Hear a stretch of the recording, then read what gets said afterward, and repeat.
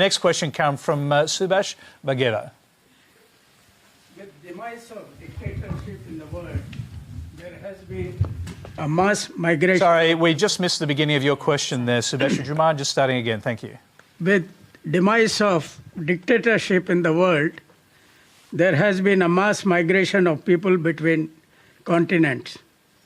People bring with them different cultures, experience, expectations. This mixture of people, some of them oppressed for a long time, has put the meaning of democracy in question.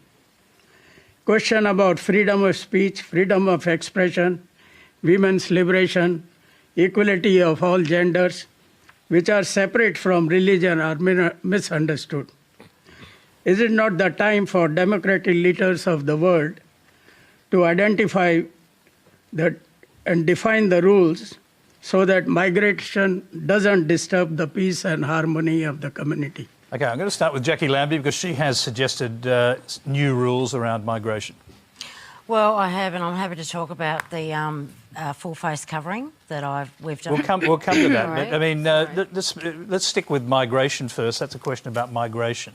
And I mean, earlier this month or last month, you reportedly said Australia should follow Donald Trump's path. Well, I've actually said it in the past, and what I've said is I would rather look after our own backyard first, which we're not. We're actually taking from the poor. So that's, you know, somehow when we've got 1/3 of our pensioners, our wage pensioners living on or below the poverty line, something needs to be done. And if that means we need to put a hold or a ban on that for 2 years to fill in that gap to make sure that those people in our own backyard get what is needed, so be it. I've got ice addicts out there everywhere. I've got kids at 11 and 12. I can't get them into rehab centres because the government doesn't want to spend the money on them. You know, we need to look after our own backyard first. Jackie, can I just interrupt? Did you say to the advocate in Tasmania that we should follow Donald Trump's example by deporting all Muslims who support Sharia law? Yep, that's correct. Anybody that supports Sharia law in this country should be deported. So do you know what Sharia law is?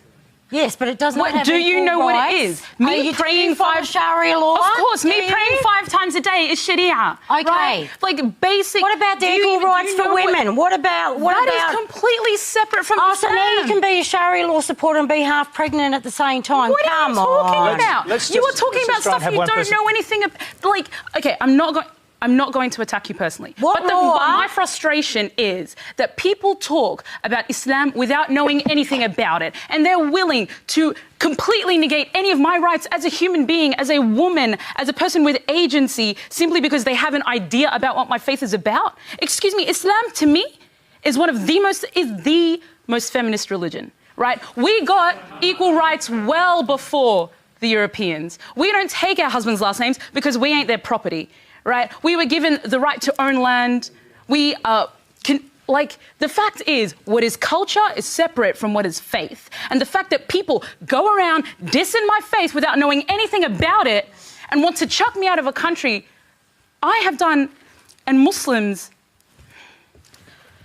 The fact is, Jackie, I agree. The fact is, we have one law in this country, and it is the Australian law. In Islam, it's not Sharia law. In Islam, not in this country. Do you know what not in my day.